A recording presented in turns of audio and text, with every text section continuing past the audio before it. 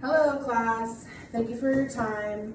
Today we will discuss the horrors at home, the murders and rapes that our military is forced to endure and cover up, and what we can do to help. Fort Hood, everybody knows, or at least has heard of Fort Hood.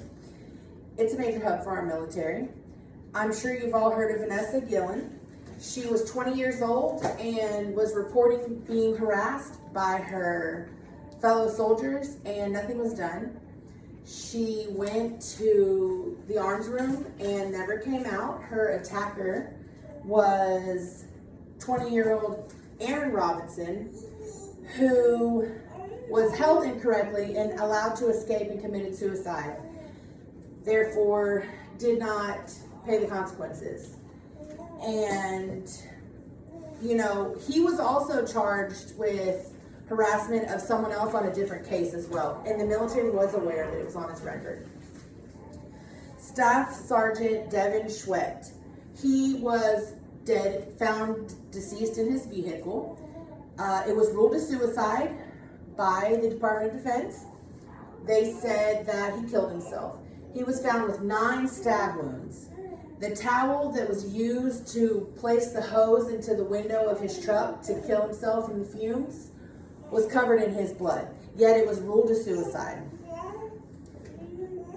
Dakota Lee Stump, he went missing and was found 2 months later, 2 miles away. He was reported to have been driving under the influence. This is what they decided. Yet his toxicology report was inconclusive. He was also stated to have been going 80 miles per hour, yet his body was completely intact and no one heard a crash. The only thing he was missing was his hyoid bone, which is usually the bone they check for strangulation in an investigation. That whole bone was missing. No skid marks, no bodily harm, and no crash was heard. In 2020, 39 soldiers died or were missing in action, according to USA Today. 39 in 1 year. So, yes, it is an issue of what's going on, but I believe that more is happening that we are unaware of. Variances of reporting is astonishing. In 2019, reports rose 3%, according to the Department of Defense. 3%. Okay? And they did a more comprehensive report and decided that 38% was the increase from 2016 to 2018. And this is percent of violent crimes and reports of harassment and rape. Sexual harassment went from 55% to 70%. And this is 21 studies that the Department of Defense completed.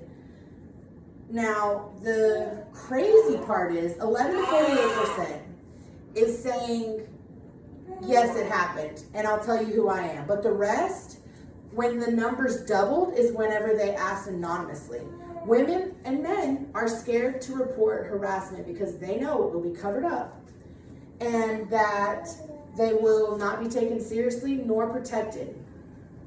I have a best friend who was in the Air Force who agreed to let me say this, but also made sure that I did not mention who he was or where he worked.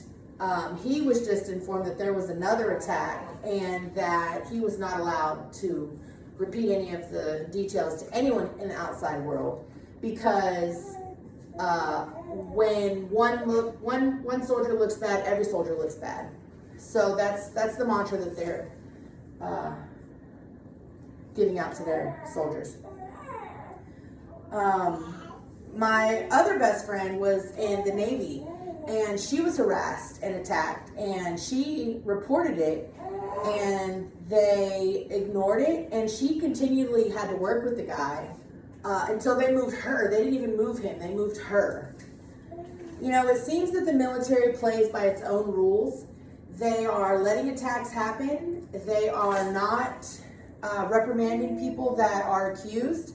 So they are allowed to continually and get worse, attack people, and it's unacceptable and it's unfair. I have the highest respect for anyone in the military. It is not okay that they leave home to protect us and we can't help to protect them. So we have to change this. We need to fight to where the military has to go to municipal court. They need to be in a civilian judicial system so that we can help them out and create a better environment for our soldiers. So we have to do what we can do to help. Thank you for your time and have a good day.